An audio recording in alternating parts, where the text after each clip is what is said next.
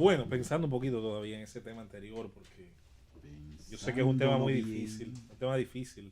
Tu cumpleaños, Eh, me todos los está de más decir que en sociedades como las nuestras, que por cierto la culpa la tiene el sistema, no los ciudadanos, vale la pena apuntalar eso que decíamos fuera del aire. Sustituir la idea de justicia por la de venganza no es fácil. En siglo y medio de vida republicana, más de siglo y medio, porque en 1844 para acá ya vamos por más de 170 años de independencia.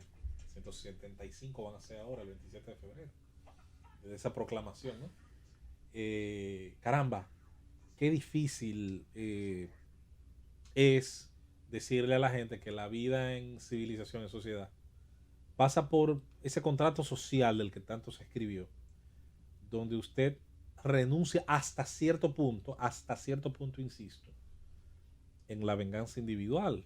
Y digo hasta cierto punto porque puede haber casos, y eso lo reconoce la judicatura, de reacción ante la agresión, ante el peligro de muerte o ante un tipo de agresión lo suficientemente peligrosa, que puede perfectamente entenderse que usted riña con la otra persona, que usted se defienda, que ataque incluso.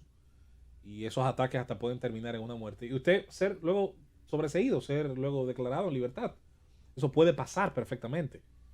Yo siempre recuerdo el famoso caso de la película de Sally Field, donde estaba siendo acosada por un individuo y donde al darse cuenta de que no iba a tener más solución, porque el sistema no podía juzgar a alguien por la concreción de un delito que todavía no se había cometido, entonces ella decidió tender la trampa, facilitarle la entrada a la casa al tipo.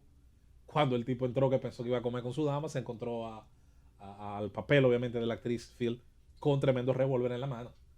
Y ahí pasó ella, obviamente, pues, en base a su defensa propia, ejecutó una acción. Pero hay que insistir en que si una sociedad genera unos códigos y esos códigos generan pues unos cargos que se pagan con X cantidad de tiempo en prisión, de servicio en prisión, de tratar de devolver a la sociedad con ese aislamiento y con esa pérdida de derechos.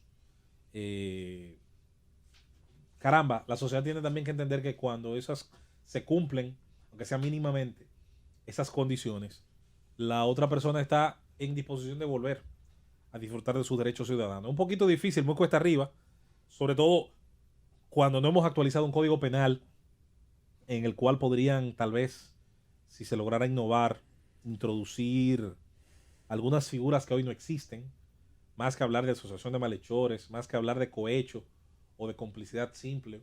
Sería interesante ver un código que sume la figura de la autoría intelectual, que piense que el antagonista, la persona que motiva ciertas acciones, tal vez tiene un peso mayor que pagar. Sí, yo estoy de acuerdo en todo eso, pero el actual código no lo contempla. Y ese es el que rige hoy por hoy. Ese es el tema, esa es la grave, grave dificultad que genera esta situación. Así que eso en cuanto al colectivo pasado, que creo bien valía la pena uno manejarlo. Vamos a referirnos a la temática electoral. Hoy lunes 3 de febrero. Estamos apenas bueno, ¿a cuánto? ¿A 13? A tres. A 13 días. A 13 días, sí, claro. Para la realización del primer... Como se dice, de este domingo en 8. Correctamente. Estamos aproximándonos al primer nivel electoral en cuanto a la cronología, donde se va a acudir hacia las urnas, unas elecciones que van a significar mucho, sobre todo porque parece que va a moldearse, que va a haber cambios en la estructuración de los principales poderes municipales que hoy se tienen. Parece que de las pocas alcaldías donde no va a haber un cambio o de actor o de partido, se podría pensar en el caso de Santiago de los Caballeros, por ejemplo, se podría pensar en algunos otros casos en el país donde lucen sólidos los candidatos que actualmente están al frente de esas demarcaciones, pero parece que va a haber mucha movilidad. Hay también el caso de otros alcaldes que van a decidir probar suerte a través de otros campos dentro de la lucha política.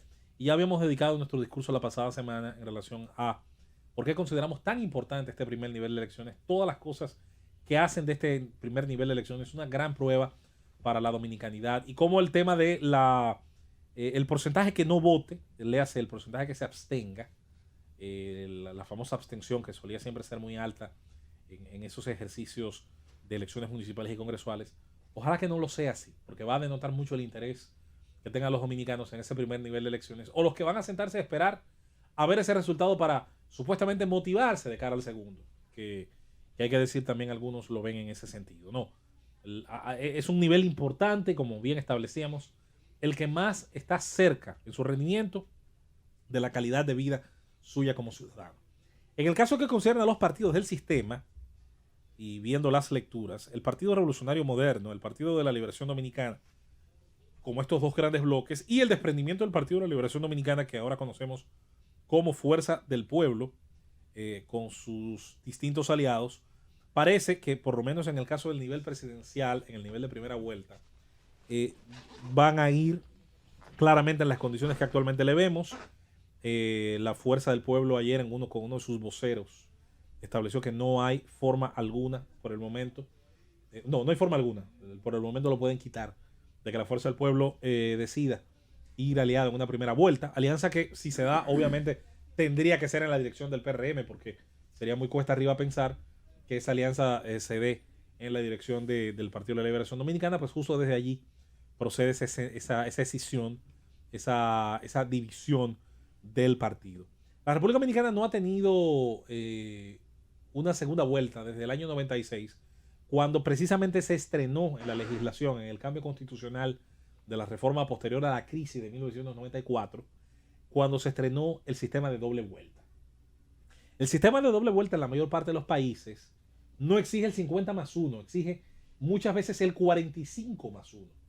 No hay la obligatoriedad en muchos casos de que sea el 50 por 1 en primera vuelta. No, también, o si no, exige que a veces hasta el 40. Que si no se alcanza el 50+1 y la ventaja sobre el que queda en segundo lugar es de más de 10 puntos, entonces se va automáticamente en primera vuelta. Sin embargo, aquí aquí no se da eso. Por razones muy anecdóticas. Aquí es 50+1, aunque el que quede segundo quede con un 10% de los votos. Mismo. Por razones muy anecdóticas, yo diría que muy típicas de una democracia tan curiosa como la nuestra.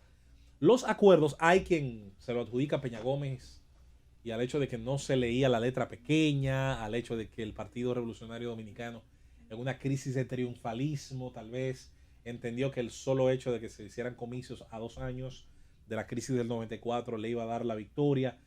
Es muy posible que asesores en ese momento a lo mejor dieran con la tecla y le dijeran que esas condiciones había que negociarlas mejor tal vez al líder Peña Gómez. Te vuelvo a interrumpir. Originalmente tengo entendido que cuando se habló de precisamente de establecer una primera vuelta, iba a ser con 45. Lo que se acordó era un 45. Pero alguien dijo, no, ponlo. Acuérdate que en el Congreso la historia fue otra.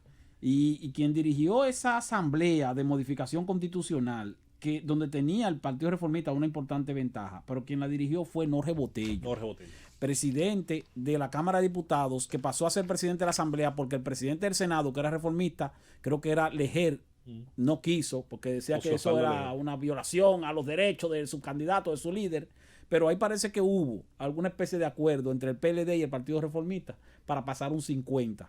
Y lo aceptó por acción o por omisión, lo aceptó la contraparte. Ese es un elemento muy particular. Lo digo porque, si se fijan, desde entonces, ¿qué ocurrió?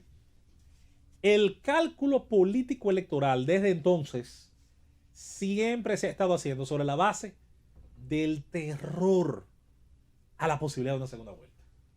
Y la idea, que por cierto no es mala desde el punto de vista, que yo también comparto, del tema de los recursos, el costo enorme que puede tener para el contribuyente, el costo enorme que puede tener para el bolsillo del ciudadano, con lo que estoy, insisto, plenamente de acuerdo, aun cuando, ya que son las reglas de juego, bueno, hay que decir que tampoco se va a acabar el mundo porque en algún momento dado sea necesaria la segunda vuelta si está ahí en la ley. Ahora, en un país como el nuestro, donde por todas esas particularidades que mencionó Esteban, se pone un centro tan alto como un 50%+1 de los votos, terminó generando dos situaciones muy particulares.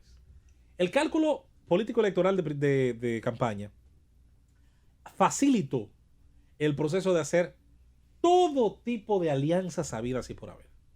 Y si algo ha ido apareciendo precisamente desde el 2000 para acá, y menciono el año 2000 porque en el año 2000 estuvo muy cerca de darse ante la necesidad, con ese 49.85 o 0.87, no recuerdo, por ciento de los votos que sacó Hipólito Mejía, y donde esa fracción era necesaria de ley para poder decir que se pasaban las elecciones en primera vuelta, que era necesario ir a una segunda vuelta. Ya luego, obviamente, la decisión tanto de Joaquín Balaguer como del propio candidato en ese entonces, Danilo Medina, de no optar por ir a la segunda vuelta, le facilitó a Hipólito Mejía haber ganado las elecciones en esa oportunidad en primera vuelta, y le dio tal vez un respiro al país, le dio tal vez al país esa tranquilidad de no tener que acudir a ese desgaste. ¿Qué ha pasado de en adelante para asegurarse la posibilidad de la primera vuelta? Bueno, en el año 2004 tal vez no era, las alianzas de todos modos se hicieron, quizás no eran tan necesarias de todos modos. Leonel Fernández logró con un 57% de los votos ganarle al Partido Revolucionario Dominicano y a su candidato que intentaba la reelección, Hipólito Mejía. Pero sí, desde entonces, un ejército de siglas, de partidos, algunos con historia, otros no tanto, comenzaron a acompañar a los partidos mayoritarios. En el caso del partido ganador, que desde entonces ha sido el Partido de la Liberación Dominicana, fíjense que incluso el negocio de las pequeñas marcas electorales, y sí, le llamé negocio, ha sido incluso terminar llevándose parte del votante más avesado o inteligente, en el entendido de que si apoyamos al mismo candidato, pero por la vía de otro movimiento, cuando viene a ver, se me facilita la obtención de un puesto en la nómina pública. El tiempo ha ido dándole la razón a quienes pensaron así, con esto nos vamos, Francis, porque ese enorme costo de los aliados, y el hecho de que hay un voto duro que siempre es más de un 30 y pico, en algunos casos más de un 40 y pico, le termina dando la razón cuando usted ve, señores, los cargos, los puestos y la importancia de los puestos que ocupan los partidos aliados en el poder en estos últimos años, incluso generando la queja dentro del propio Partido de la Liberación Dominicana de muchos militantes de la parte media de la base y de muchos dirigentes en algunas partes, de que ha sido tanto lo que se le ha dado a esos aliados que consiguen el famoso complemento, que suman porcentajes para pasar en primera vuelta y para que no haya, en teoría, ningún riesgo, que termine incluso generando alguna problemática interna. Ahora van a ser 3 las fuerzas que posiblemente saquen más de un 15 o un 20%.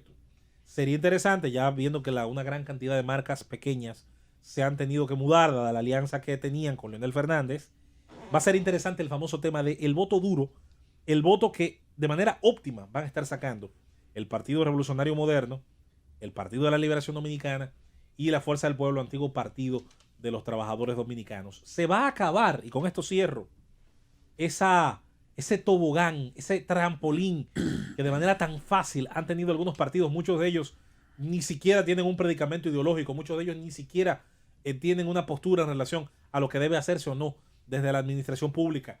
Solamente son ese colchón de votos que entre 50,000, 80,000, 100,000, en algunos casos hasta más, terminan complementando esa aspiracional de conseguir más de un 50%. Sería interesante para que los partidos, grandes o pequeños, necesiten volver a la raíz, y es proponer y tratar de volver a ganarse la confianza de gran parte de la población.